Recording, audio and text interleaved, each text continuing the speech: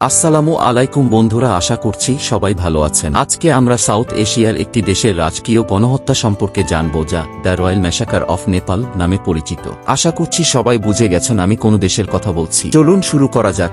South এশিয়ার সুন্দর দেশ হল নেপাল। মাউন্ট এভারেস্টের দেশ, বিশ্বের সর্বোচ্চ পর্বতশৃঙ্গ এবং গৌতম বুদ্ধের জন্মস্থান। যে দেশে ঘটে যায় এক ন্যক্কারজনক ঘটনা 2001 সালের 1 জুন নেপালের যুবরাজ দীপেন্দ্র শাহ এক হাতে রাইফেল এবং অন্য হাতে মেশিন নিয়ে পুরো রাজ পরিবার এবং নিজেকে শেষ করে দেয়। কিন্তু কেন? অনেকে মনে করে এই 3টি কারণে হয়তো নেপালের রাজপরিবারে গণহত্যা হতে পারে।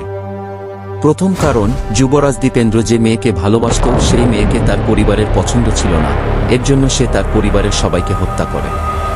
দ্বিতীয় কারণ, দীপেন্দ্র তার বাবা বীরেন্দ্রকে মেরে রাজা হতে চেয়েছিল। তৃতীয় এবং শেষ কারণ, 250 বছর পূর্বে অভিশাপ। এই হত্যাকাণ্ড থেকে সবচেয়ে লাভ হয় জ্ঞানেন্দ্র শাহ, যিনি পরবর্তীতে নেপালের রাজা হন। শাহ পরিবারের একটি ঐতিহ্য ছিল তারা মাসে কমপক্ষে 2 বার সবাই একসাথে মিলিত হতো। কিন্তু জুনের সেই পার্টির সব দায়িত্ব নিয়েছিল যুবরাজ দীপেন্দ্র শাহ, এবং 1 সপ্তাহ আগে থেকে সবাইকে ফোন দিয়েছিলেন এবং খোঁজ নিচ্ছিলেন তারা অবশ্যই আসবেন কিনা সেই পার্টিতে। সবাই ভেবেছিল দীপেন্দ্র অনেক বেশি এক্সাইটেড পার্টি নিয়ে। 1 জুন 2001 নারায়ণ হিতি প্যালেসে সে পার্টিতে উপস্থিত কেউ কি চিন্তা করেছিল তাদের সাথে কি হতে যাচ্ছে? পার্টি শুরুর পর থেকে সবাই দেখছিল যুবরাজ দীপেন্দ্র অনেক বেশি ড্রিঙ্কস করছিলেন, কিন্তু কেউ কিছু বলেননি। কারণ সবাই জানত দীপেন্দ্র ড্রিঙ্কস করেও নিজেকে কন্ট্রোল করতে পারত। একসময় সে গাঁজা খাওয়া শুরু করে, যেখানে বড়দের সামনে সিগারেট খাওয়া অ্যালাউড ছিল না। এ অবস্থা দেখে দীপেন্দ্রের ভাই নিরঞ্জন এবং কাজিন পারাস, তারা তখন দীপেন্দ্রকে তার রুমে দিয়ে আসে। আর তার 40 মিনিট পরে দীপেন্দ্র তার মিলিটারি ইউনিফর্ম পরে নিচে নেমে আসে এবং প্রথমে তার বাবা রাজা বীরেন্দ্রকে গুলি করে এবং একে একে 1.5 মিনিটের মধ্যে সবাইকে গুলি করে এবং নিজের মাথায় গুলি করে। কিন্তু দীপেন্দ্র এমন কেন করল? দীপেন্দ্র যখন ইংল্যান্ডে ছিল তখন তার সাথে পরিচয় হয় দেবযানী রানার। দেবযানী রানা নেপালের রয়্যাল ফ্যামিলির চেয়েও অনেক বেশি প্রভাবশালী ছিল।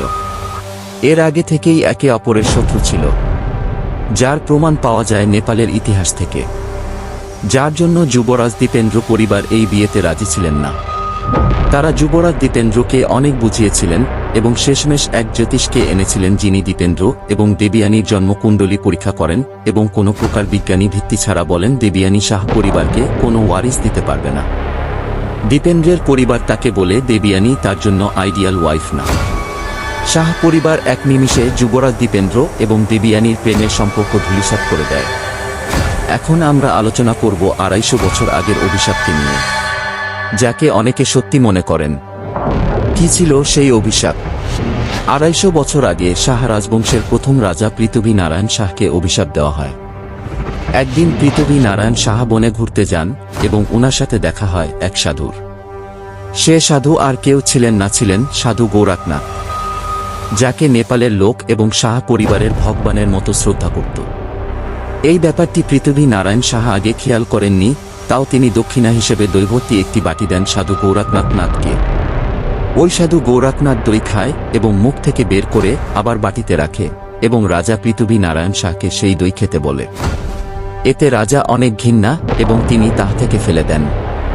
তা দেখে সাধু গৌরাকনাথ অত্যন্ত রাগান্বিত হন এবং তিনি তাকে অভিশাপ দেন এবং বলেন ওনার পায়ের যে কয় আঙ্গুলের উপর দই পড়েছে ঠিক সেই কয় প্রজন্ম পর্যন্ত তার বংশের রাজত্ব চলবে। যেহেতু তার 10টি আঙ্গুল ছিল সেহেতু 11 প্রজন্ম পর্যন্তই তার রাজবংশের শেষ হয়। আর 11তম রাজা ছিলেন জ্ঞানেন্দ্র শাহ। আর 1 জুন 2001-এর সেই পার্টিতে উপস্থিত ছিলেন না জ্ঞানেন্দ্র শাহ। উনি কিছু কাজে গিয়েছিলেন পোখারা। কিন্তু সবচেয়ে আশ্চর্যের বিষয় হচ্ছে পার্টিতে উপস্থিত তার স্ত্রী এবং 2 সন্তানের হালকা চোট লাগা ছাড়া কিছুই হয় না। আমরা একটু পিছনে ফিরে যাব। 1990-এ নেপালে গৃহযুদ্ধ তীব্র আকার ধারণ করলে রাজা বীরেন্দ্র ক্ষমতা জনগণের কাছে হস্তান্তর করে এবং একটি পার্লামেন্ট গঠন করেন।